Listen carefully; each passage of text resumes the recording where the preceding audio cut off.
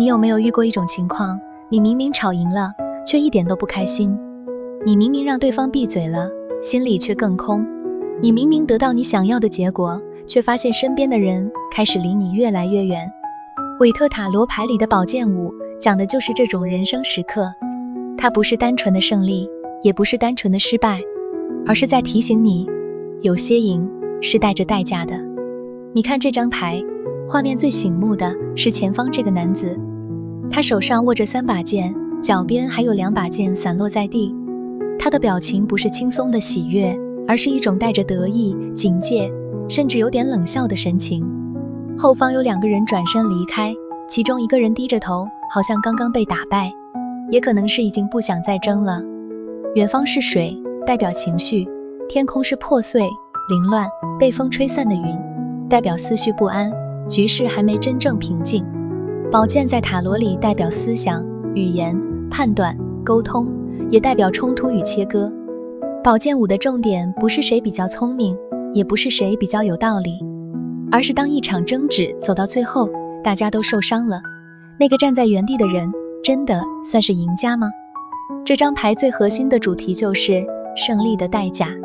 很多人在感情里抽到宝剑五，代表2个人可能都在用话语攻击对方。你不是在沟通，你是在证明自己没错。你不是想解决问题，你只是想让对方承认输。可是感情最怕的不是吵架，而是每一次吵架都变成清算。你翻旧账，我刺透你；你冷嘲热讽，我沉默报复。最后，也许你赢了一句话，却输掉了信任。如果你正在感情冲突中，宝剑五提醒你，先停下来问自己，我现在是想被理解，还是想要赢？如果你真的在乎这段关系，就不要把最爱的人当成敌人。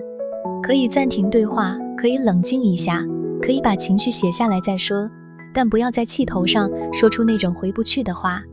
因为语言像剑，一旦刺出去，即使道歉也会留下痕迹。在工作上，宝剑五常常代表办公室斗争、抢功、甩锅、暗中竞争，或者用手段取得表面胜利。画面中那个拿着剑的人看起来像是赢了，但他身后的人都离开了。这就像一个人在职场中靠压制别人上位，短期可能得到资源、权力或掌声，但长期会失去人望、信任与合作。真正厉害的人，不是每次都把别人打趴，而是能让事情完成，让团队愿意跟随。如果你在工作上遇到竞争，宝剑五提醒你，不要天真，也不要过度善良。你要看清局势，保护自己的成果，重要沟通，留下记录，不要把所有底牌都摊开，但同时也不要为了赢一时，把自己的格局做小。你可以坚定，但不必阴狠；你可以反击，但不要变成你讨厌的人。在人际关系里，宝剑五代表一种消耗性互动。有些人不是想交流，而是想压过你；不是想听你说，而是想挑你的漏洞；不是想解决误会，而是享受看你受挫。这张牌出现时，你要分辨一件事，这场争论到底有没有意义？有些话题值得讲清楚，有些人根本不值得你浪费力气。不是每一场战争都要参加，不是每一个挑衅都要回应。如果你最近一直陷在口舌是非里，宝剑五给你的建议是，退出没有意义的战场。你可以选择不解释，不代表你输了；你可以选择沉默，不代表你理亏；你可以选择离开，不代表你懦弱。真正成熟的人，不是每一次都要争到最后，而是知道自己的能量要用在哪里。但宝剑五也不只是叫你退让，它同时提醒你，人生中有些时候确实需要面对冲突。当有人侵犯你的界限，抢走你的成果，操控你的情绪，反复伤害你，你不能只是忍耐。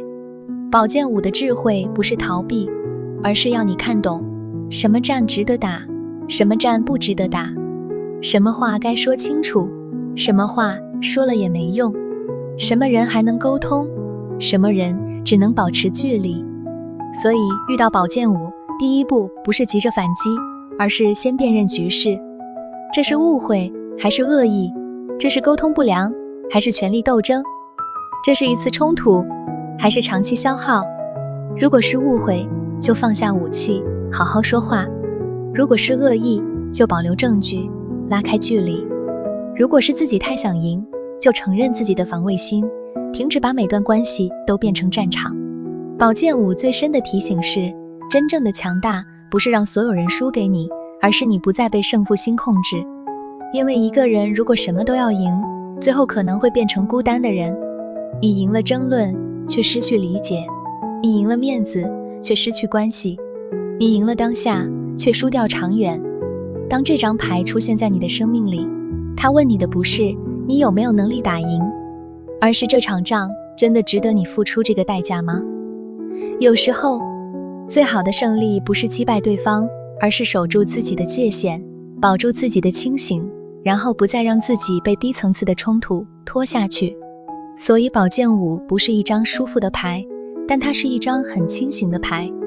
它让你看见人性里的竞争、伤害、算计与防卫，也让你重新思考什么才是真正的胜利。真正的胜利不是嘴巴赢了，而是心没有被怨气控制；不是把对方踩下去，而是你还能保有尊严与智慧；不是让所有人认输，而是你知道什么时候该站，什么时候该走。如果你最近也正面临一场争执、一段消耗的关系，或一个让你很想反击的人，宝剑五想提醒你，不要让一时的胜负毁掉你更大的格局。你可以保护自己，但不要失去自己。你可以拿起剑，但也要知道什么时候放下剑。你曾经有过那种明明赢了，却一点都不快乐的经验吗？或者你现在正卡在一场不知道该不该继续的冲突里？欢迎在留言区分享，也许宝剑五要你看见的不是谁输谁赢，而是你真正想守护的到底是什么。